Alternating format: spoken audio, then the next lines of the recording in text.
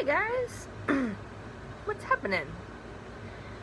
So, I got a little bit of a cold, so I'm a little congesty. Um, yeah, so, beautiful awakenings and true love were both, talking about stories um, where we harnessed our power. Danny talked about it first with bringing up fictional characters, which is a really good point because we know there's so much truth hidden in fiction. Um,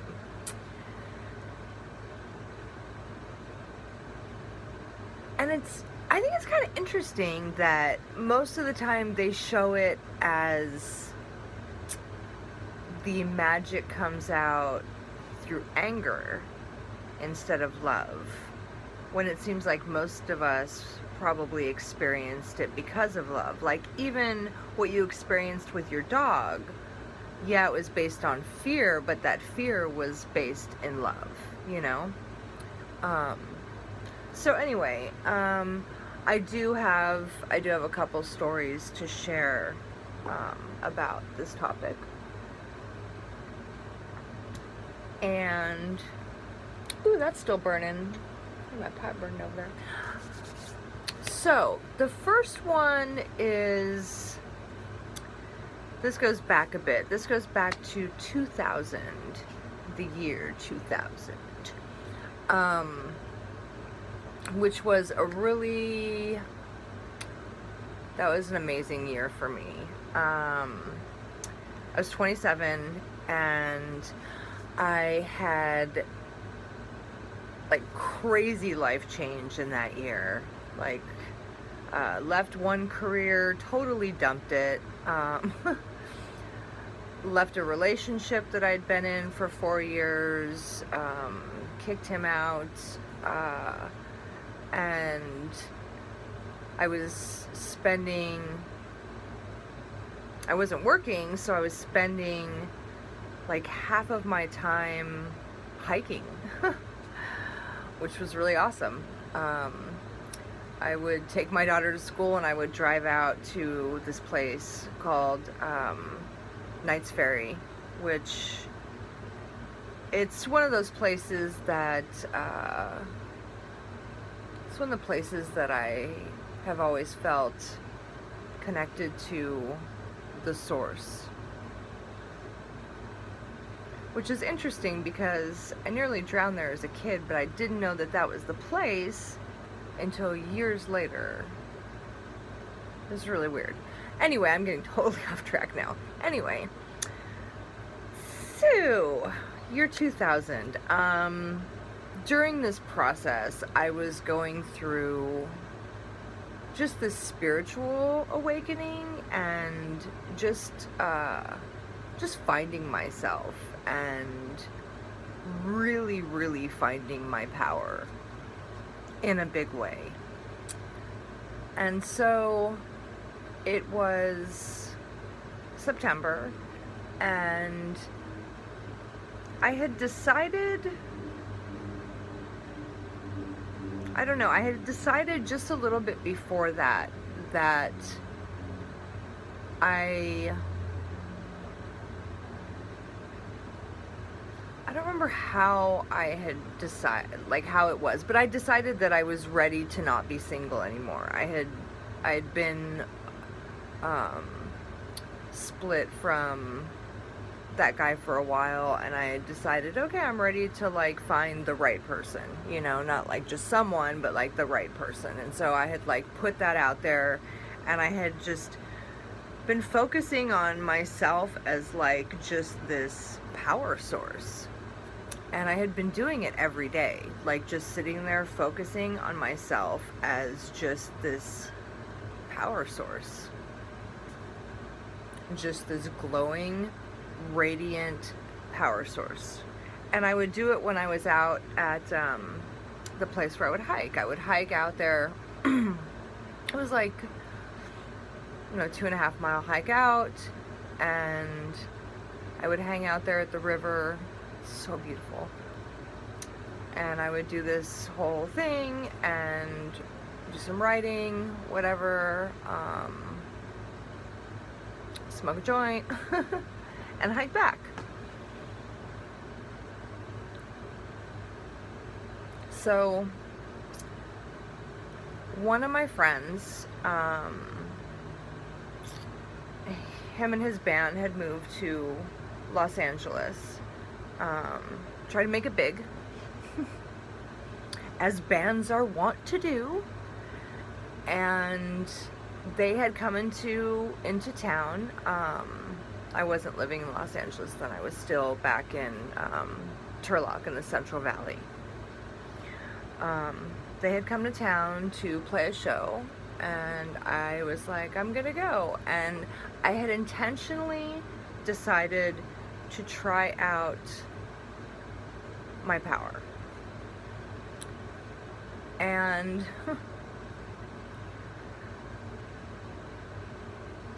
I sat in my car for a minute. I sat in my car for a minute before I went in, and I did the whole picturing myself as this radiant being. And I went and I walked in, and the girl at the door didn't even stop me to charge me.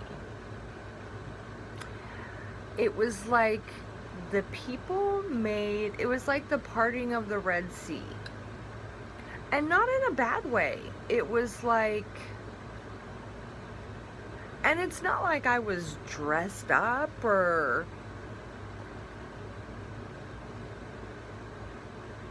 I was wearing my hippie garb, you know? But I stood out in a way that was intimidating, but not in a negative way.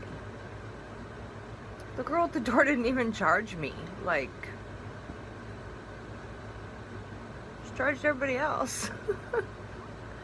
And that continued through the night, much to my dismay, because that is the night I got together with the man who ended up becoming my first ex-husband. It worked a little too well. He was the singer in the band.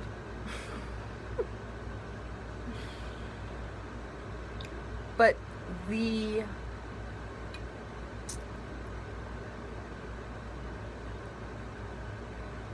I got out of a ticket that night. I mean,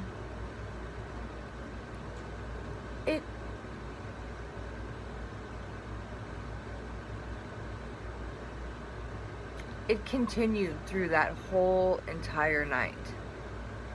It continued for a while until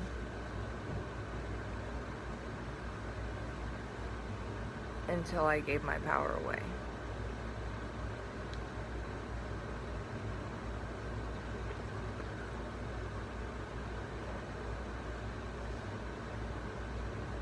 But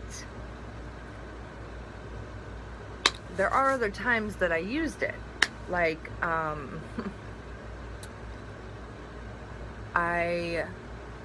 I used that at almost every job interview.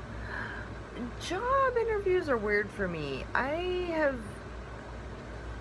Most of the time I haven't really had to look for a job. They kind of just come to me. It's really weird. It's strange.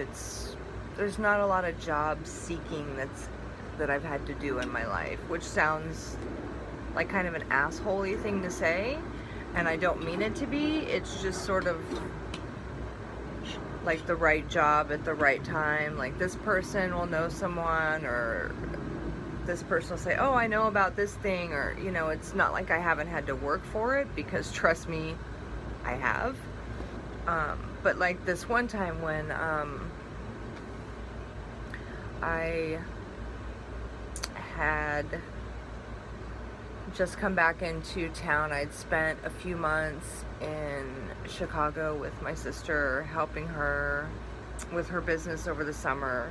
And so I was looking for a job, and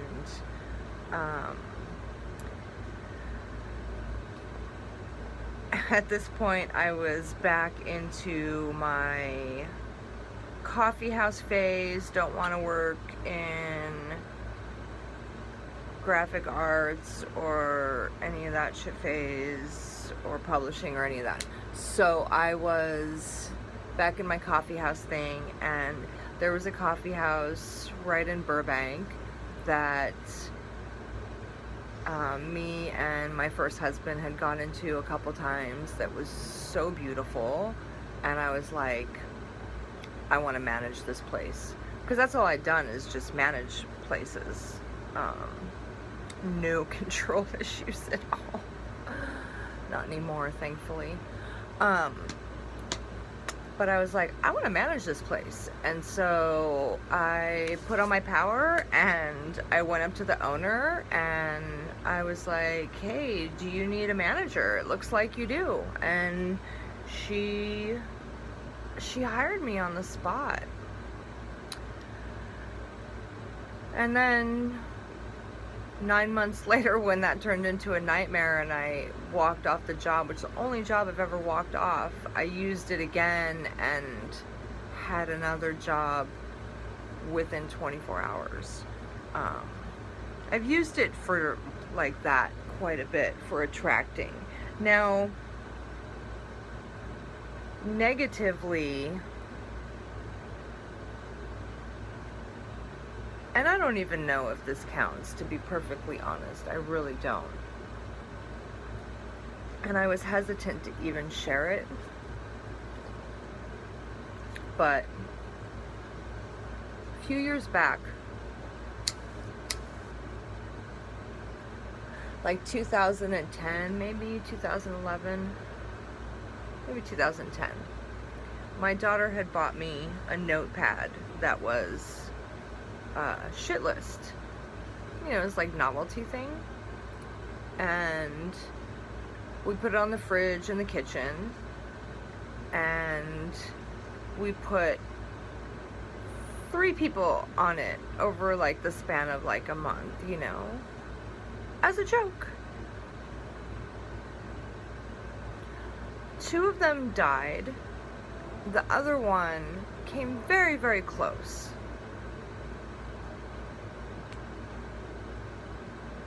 The power of the shit list was real.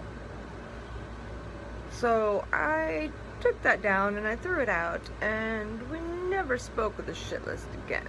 I mean, one of them was a cat, so, you know, there is that. One was our creepy neighbor. Oh, I felt so terrible about that. I don't know if I had anything to do with it, but I'm just saying that. So I have been very careful about any negative anything that I might put out there ever since then, because the power of the shit list is real. So yeah, those are a couple of my using and harnessing your power stories. I have some more, but I think those are good. Those are a good couple. And it's like 15 minutes, and that's plenty. That's plenty. You don't want to be going on all time, Alice. Just enough. Love you guys.